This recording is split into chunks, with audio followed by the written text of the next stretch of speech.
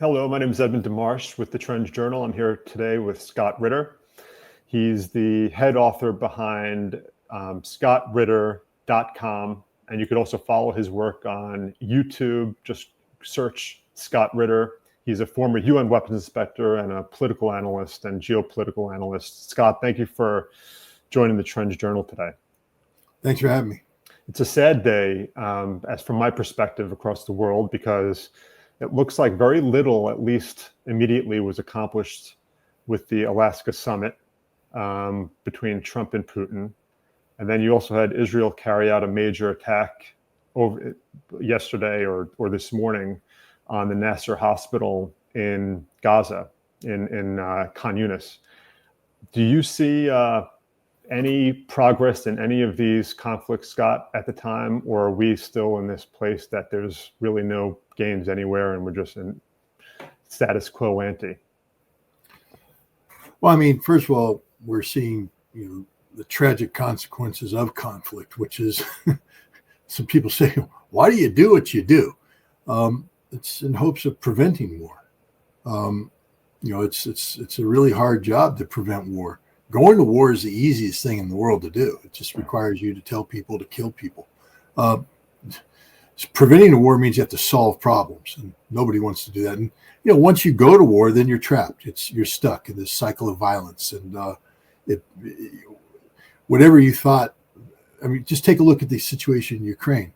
Had Ukraine accepted the Minsk Accords, which they refused to accept, that'd be the best deal possible. Why? They'd have, Zaporizhia, they'd have Kherson, they'd have Donetsk, they'd have Lugansk, they'd have 1.7 million guys alive, trillions of dollars infrastructure intact. That's sort of what they're sort of wishing for today, but it's too late because they went to war. And now you're not going to ever get that back, and it's very difficult to stop this war. In Gaza, what we see right now is the fact that Israel is at war with truth, because journalists are about telling the truth, capturing fact-based. Good journalists are about capturing fact-based reality and putting it in a proper context and packaging it up and disseminating it. And the people who do this in Gaza are telling a truth that is uniformly hostile to the Israeli point of view. And so Israel's solution is to kill them. And right now we have a situation both in Ukraine, in Gaza. We see a deteriorating situation between Israel and Iran. And I guess there's a tendency to be very negative about this. But what we're also looking at is, the processes of conflict. All conflicts end. All conflicts come to an end, one way or another.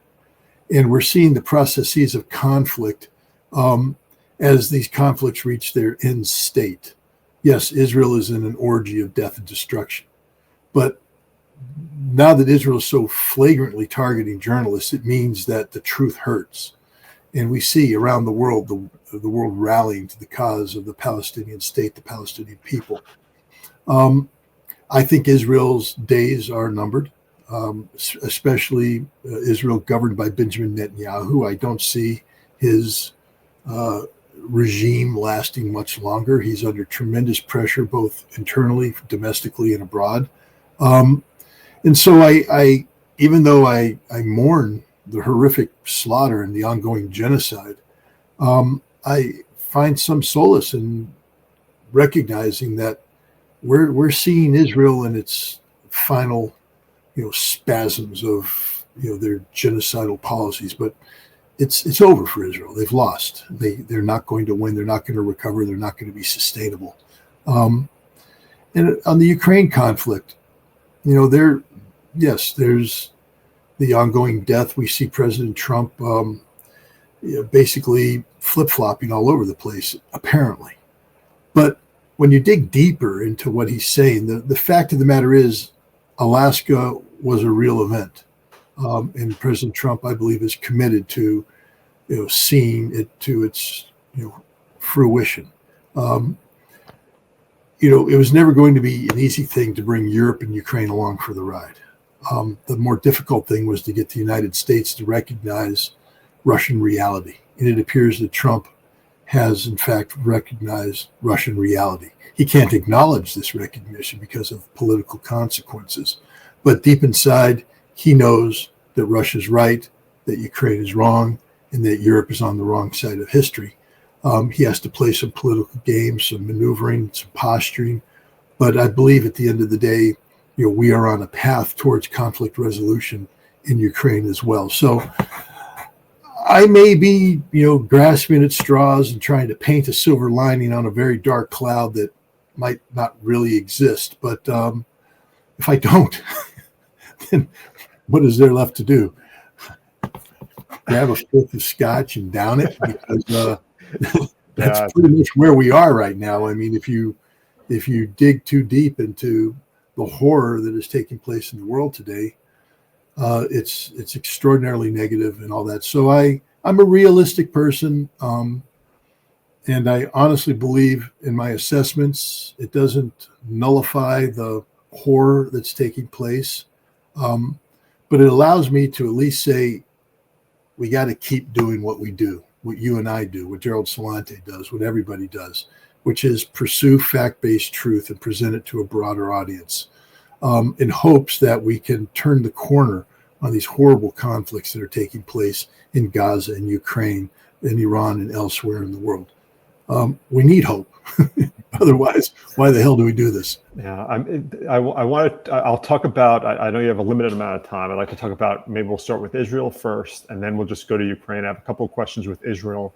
Obviously, we just mentioned the Nasser Hospital attack and the fallout from that. Germany came out opposed to it and said it needs an investigation. The UN also did. Even Trump from the White House said that he was unhappy about that attack.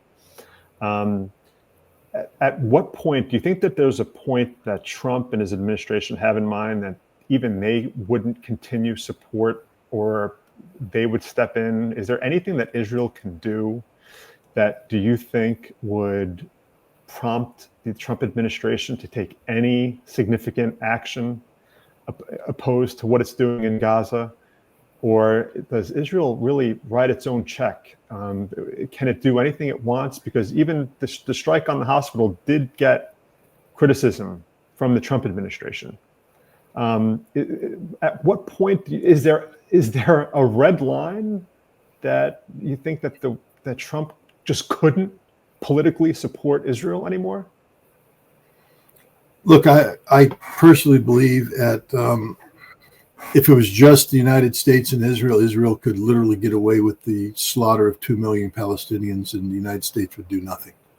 Donald Trump has embraced the Israeli narrative and has, facilitated, condoned Israeli actions. This isn't so much about the Israeli action as it's about international response to those actions. Donald Trump is now trying to, make things happen around the world, and what he's finding is more and more nations are turning their back on Israel, and it's becoming very difficult for the United States to blindly support Israel. And so it isn't necessarily the fact that Israel killed 20 people, including 5 journalists, in this attack on Nasser Hospital, but they killed 187 men and women and children yesterday. Where was Trump? So it's not the act of violence. It's how the world is responding to the violence that puts the United States in a very difficult bind. And that's what's prompting President Trump's reaction.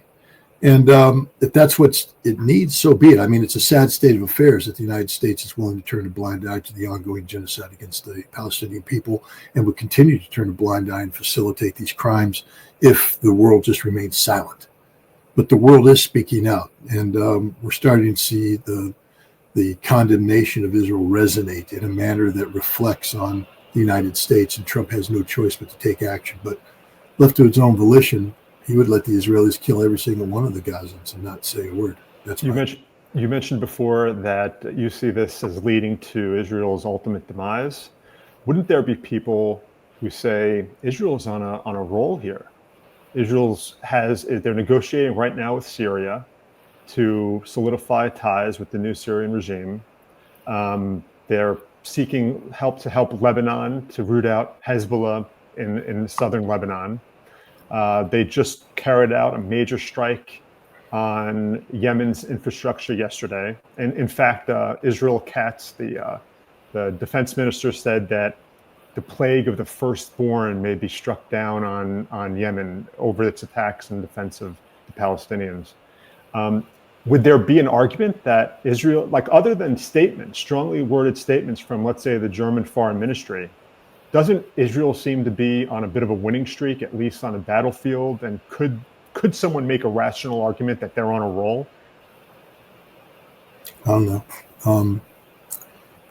Just the other day, Hamas had an 18-man unit emerge from the ground, attacking an Israeli convoy, slaughtering the Israelis there, then turning their attention on an Israeli-occupied building, going in and shooting this. Yes, they took casualties, but they hurt the Israelis a lot. Every day, Israelis are dying. Israeli soldiers are dying in Gaza. As the reality that there's nothing Israel can do to win this battle sinks home. I don't call that on a roll.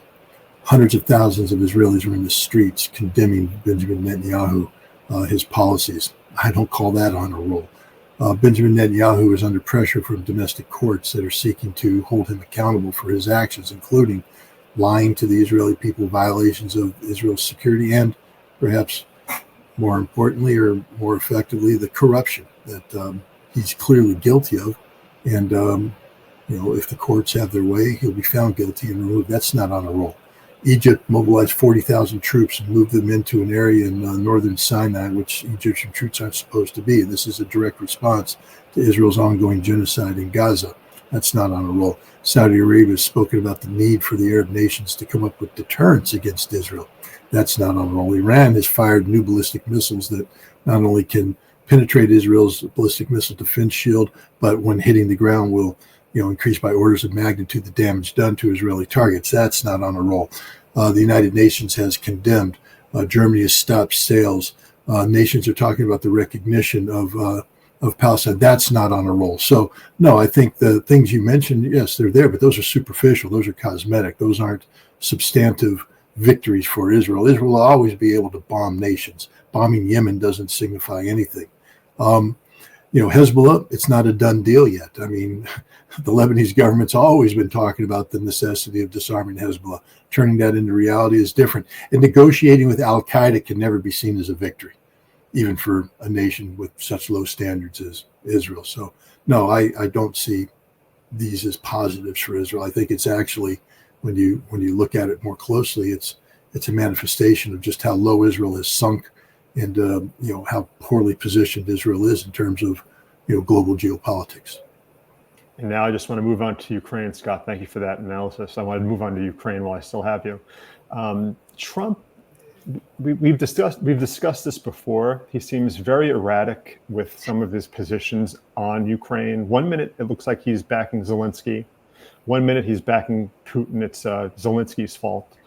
There was an incredible moment this weekend because the Wall Street Journal reported that the Pentagon told Ukraine not to use certain long-range missiles to strike Russian targets deep inside Russia. And then that follows Trump on Monday after he posted, quote, "It is very hard, if not impossible, to win a war without attacking an invader's country. It takes a great team in sports that has a fantastic defense, but it is not allowed. It's like having a great team in sports that has a fantastic defense, but not allowing it to play offense. There's no chance of winning." He blamed crooked Joe Biden for not letting Ukraine fight back and only allowing it to defend itself against Russia.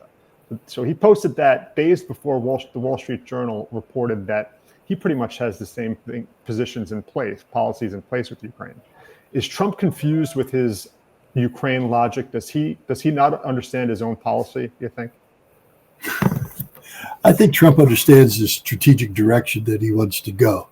And I do believe that he is sincerely looking for a peace settlement between Russia and Ukraine, but more importantly, the normalization of relations between Russia and the United States. He has a lot of political enemies here at home. And I think a lot of what observers like yourself and myself take for inconsistency or flip-flopping is more or less a reflection on the fact that Trump has to, is fighting fires on a number of fronts: the European front, the Ukrainian front, at home against Democrats, Republicans, the deep state even within his own administration. And so he has to do things, react to these various inputs, and it makes it look chaotic. And oftentimes it appears to be, inherently self-contradictory what he talks about. But when you get down to the substance of things, first of all, we know that Donald Trump was aware that the CIA back in last fall, a year ago, said there's a greater than 50% chance there'll be a nuclear war between Russia and the United States by year's end. And the main reason was because Joe Biden was authorizing Ukraine to use American-provided ATACMS missiles to strike into the strategic depth of Russia. This prompted Donald Trump in early December, I think, in an interview given to Time magazine, to say that under his administration, he would not allow this policy to continue. Russia read that, realized that they're listening to the future president, and held off responding in a excessive manner to the provocation of the United States and Ukraine under the Biden administration.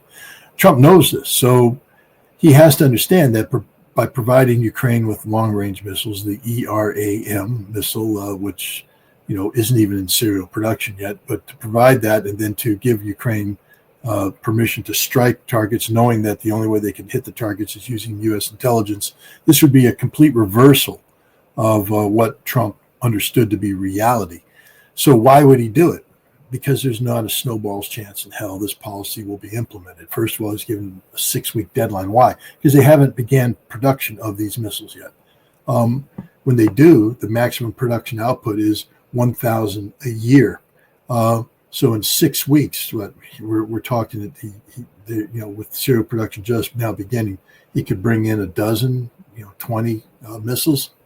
That's not a game changer, and they can't be targeted without American intelligence. Which means if he does this, he'll become a direct party to the conflict. That's the end of his peacemaking days, and then he'll lose the midterm elections because he's promised his base that he would avoid a conflict with Russia. He didn't want to get further in this war. Now he'll have lied on that. Now he's a direct participant in the confrontation. So I think this is what Trump is doing here, is posturing to mollify the people in his administration and in his opposition who insist that we must continue to aggressively support Ukraine. So he puts out a stupid statement, and he seems to be enacting stupid policy, but it's policy that simply can't be implemented for any number of reasons. First and foremost of which, we don't have the missiles that we're promising to sell Ukraine in the numbers that we've promised.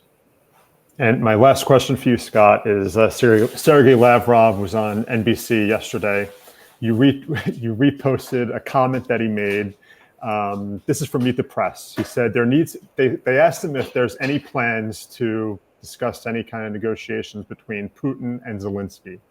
He said that there needs to be an agenda first. He said the agenda is not ready at all. And then he went further and he said, we recognize Zelensky as de facto head of the regime, and they're ready to meet with Zelensky, but they don't consider anything that he signs to be official documentation because of Zelensky not being, in their eyes, the official president of Ukraine, because the elections have been banned in the country due to the emergency alerts, the emergency, what's the word I'm looking for?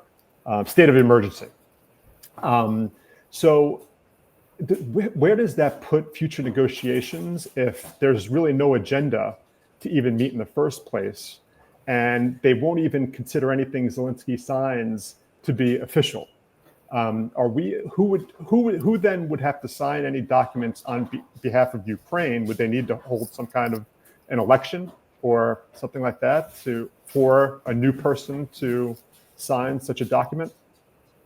Well, what the Russians are saying, and I'm not a Ukrainian constitutional scholar, but they're saying that constitutionally, Zelensky, by foregoing the most recent presidential election, which is derived on, the need for which is that his term expired constitutionally, that he no longer has constitutional authority.